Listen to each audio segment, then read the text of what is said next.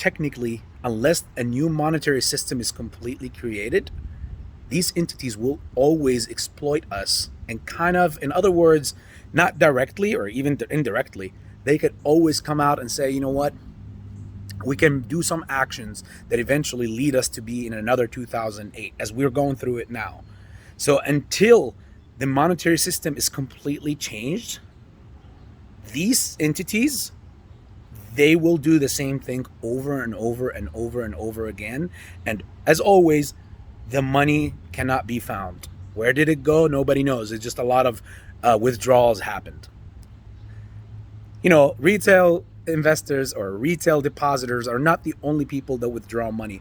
There are big fish, big whales that thieves, in other words, in my humble opinion, that also use major special bank accounts, and they also withdraw money, and they withdraw big money, especially after they reap so much, so much profits and so much money over the course of whatever, every 10 to 15 years, as they say, there's always an economic downturn. It's just the way that the 1% on a big scale, or in a big conversation, that's just the way that the 1%, not the 10%, but specifically the 1%, stays in the 1% bracket by simply doing the same thing over and over and over again. You know, they keep their wealth. There's no transfer. It's always transfer from the bottom up, not from the top down. Now, back again, before I finish this video, to why is this something that is going against China and Russia? Because, or even the rest of the world, because most of the world is still, whether they're trying to get off the dollar or not, they're still operating. They have no other choice but to operate through the dollar. When you hear on the news, oh, Saudi Arabia made one deal with China and Venezuela or Brazil did a deal with China, blah, blah, blah.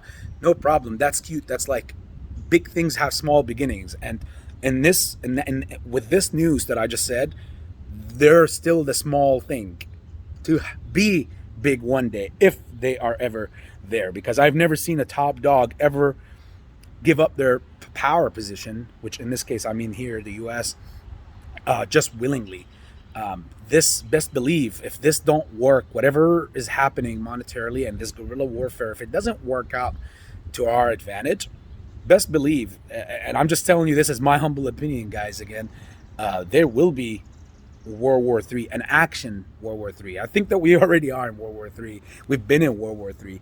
But no, I think that the action that is I guess that world wars brings will eventually happen on a full broader scale, not just Russia and Ukraine, until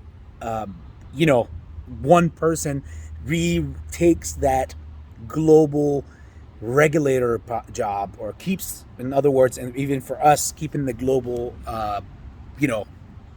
regulator job of being the sheriff of the globe, and global influence and dominance.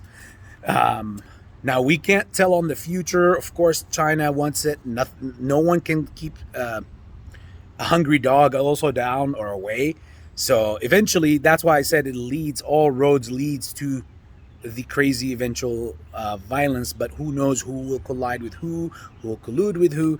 And this is why right now, what harms big armies, or countries from even colliding, the U.S. is doing a very good job at.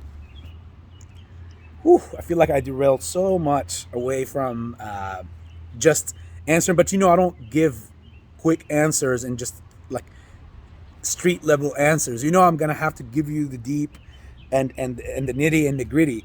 So it is what it is, right? Even if they shadow ban me for this and see the mugshot of AB somewhere. However, where was that? So even when you see that, like right now, that the U.S. has done a very good job at, and unfortunately in this, and by saying this, by doing what it's doing, because eventually with the dollar, eventually when other banks get over leveraged and drop, and they eventually do a bailout, It means they have to print so many dollars, so much money. You can't even fathom the amount of money that they're going to print. And by doing so, all these other countries that are sitting on dollars over there, who either bought treasuries or bought bonds, uh, all that, they get to hurt massively, massively, because the value drops every time you have a dollar. Once you print another dollar, the previous dollar loses some of its value, and that's just a worldwide known fact. And the U.S. is pushing it to that sense. And the more there is a crunch or defaults or drops, I mean, all the investments in the world are technically through the U.S. markets. We are the influence. So how do you keep technology advancement and the future of this threat that the U.S. views as a threat coming to erase or eradicate its coexistence, especially from the pyramid of the top of the pyramid of I don't want to say of Giza, but of the world, the global dominance. Um, this is a way that the U.S. could actually do the same thing that the banks are doing to us here in our backyard, in our home, which is basically exploiting their position, knowing that everybody is pegged to the dollar. Everybody is so vastly so invested into the dollar to the point where anything they do is kind of like the US. Just think of it like this in street language. The US is the guy that controls the sink or the faucet. They get to open and close when they want, and when somebody controls your liquidity and your faucet, in other words, you're at their mercy. So it's very diabolical. This is the world's politics, guys. We can't I can't make it up. I can only react to it. I can break it down. I can't say this is my perspective on it. I support it or whatnot. I don't support anything, and I don't go against anything. I can tell you this: I support definitely human life. I'm a humanitarian first, before anything else, and before any patriotic comes in or any of that stuff. It's always when a few figures, a few minds, a few bodies dictate the fate of millions and millions and perhaps billions of people. So this is a bigger thing to talk about than just our favorite topic of AMC squeeze, brother. But you asked the question to the family, and I had to answer. So this thing, if you follow through, Mikey J, and the rest of the family, whoever is interested, if you follow through, think in the back of your head, follow through. You're on the right foot. You're on the right track. Just make sure that in the back of your head you keep the influence of war, and you keep the influence of who do you know are our arch number one enemies, whether it's China or Russia. Just keep that in the back of your head and go along with your news, what you see, and always say, does this have anything to do with that, or how can this hurt these people? And vice versa, whatever these other countries do that are publicly known to be we're at an impasse with, whatever they do, always also peg it back to how could this affect the US? How could this be against us? The coalition between these banks. You will find it again in my community tab. Just scroll all the way to the about a month ago almost. And you'll see breaking news, bank coalition, and you'll see which banks are involved. And you see the nations that are involved in it. This is to make sure that these banks, these nations, can outlast their enemies. So what does this also signal, guys? And I'll probably end this video with this. No, actually, I have one more thing to say, but I know it's long, but hey, it is what it is. What is the signal? That these actions, see, this is how we can predict things. These actions show that there will be a very, very, very sad and poverty-filled collapse and recession that is on the way. But the race is on who will collapse first. And that's why I feel like the US is using its exploiting their opportunity or their leverage, their position of the dollar being so vastly invested or pegged to throughout the globe, and they're using it. They're milking that leverage. So if you break down first, I get to keep my position, and that's just how it is.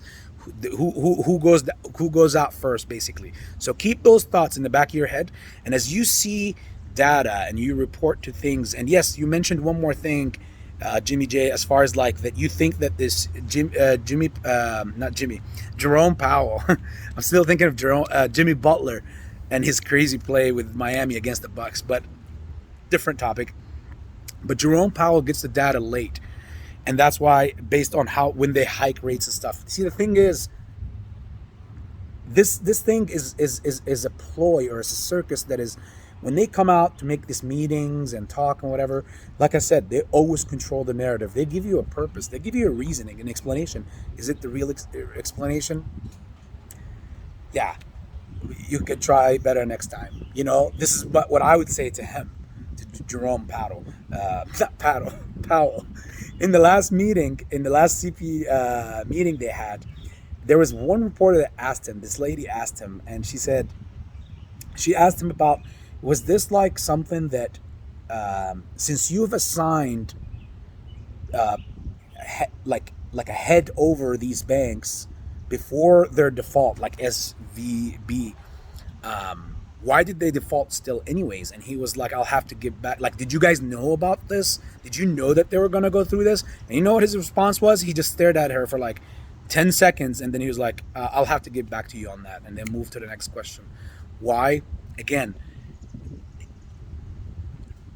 I would like to think I'm a very good judge of character. So therefore, when I look at those things and see those things, this is just further making my case against the system, and knowing that the system knows exactly what was happening. In fact, even some presidents back in the 1790s even warned us and said, if you ever let the government, or the banks in other words, which is the Federal Reserve in this case, if you ever let the banks, let's see who's been watching the channel and been keeping up with the info I've been telling you guys. Which president said this quote that I'm saying now? If you ever let the banks, give the banks the opportunity to issue money, then they will be able to inflate and deflate the economy as they see fit. And therefore, your children will fall homeless, will become homeless on the shores of the land that we've founded. Now, I quoted that, but I didn't quote it word for word. But you would know. So let's see who's been following. Write down your answer in the comment section. But even somebody from back then told us this. So the banks, the Federal Reserve knows exactly what it's doing. It's getting the data. Sounds like it's delayed, but that's what they will use as an excuse then. But they know what was happening. They inflated. They put us in this position. In my humble opinion, again, this is not a fact. It's not factual. I don't want to be carried out to become enemy of the of the deep state. No. This is what just I humbly think. Like, again, when you submit or you issue out so much money, stimulus package dating back to 2020, and then you go and you start giving out money easing policy, giving out so much money to banks left and right, spoiling the economy, saying that, oh, we need to get the economy back on its feet. So an excuse of, by doing so, you're inflating something that has a hole in it from the other side. It's kind of like, having a ball and you keep putting air in it, but it keeps getting flat. They didn't go and fix the hole, and that's the issue. And it's not that they didn't know. I personally think they know what exactly they're doing, because it's a repetitive process. It happened so many years ago before, and it happened so many before that as well, and it will continue to happen again and again and again. So man, we went much longer than I anticipated. I'll break this video into two. So you guys got to remember, or two or three even, 3 parts. So you got to remember that when they inflate the economy from 2020 all the way until 2022, and then that's when they started doing the quantitative easing, that all that went out the window when last month, when they started bailing out other banks, when they were, I mean, technically, guys, we should have had the crash, the full-on crash last month. The month and a month and a half ago should have already started. Like it could have happened a couple years ago, a year and a half ago, but no, like it literally should have happened a month and a half ago. And instead, the Federal Reserve, when they were supposed to be unloading, they they they stopped it temporarily, and they're like, okay, we got to get back to, you know, purchasing assets and getting collateral, and basically doing what they've been doing for the past 2 years. So it's so hilarious how even when it's supposed to be rules, even when they announce something and they say they're going to do something, they just went back on it.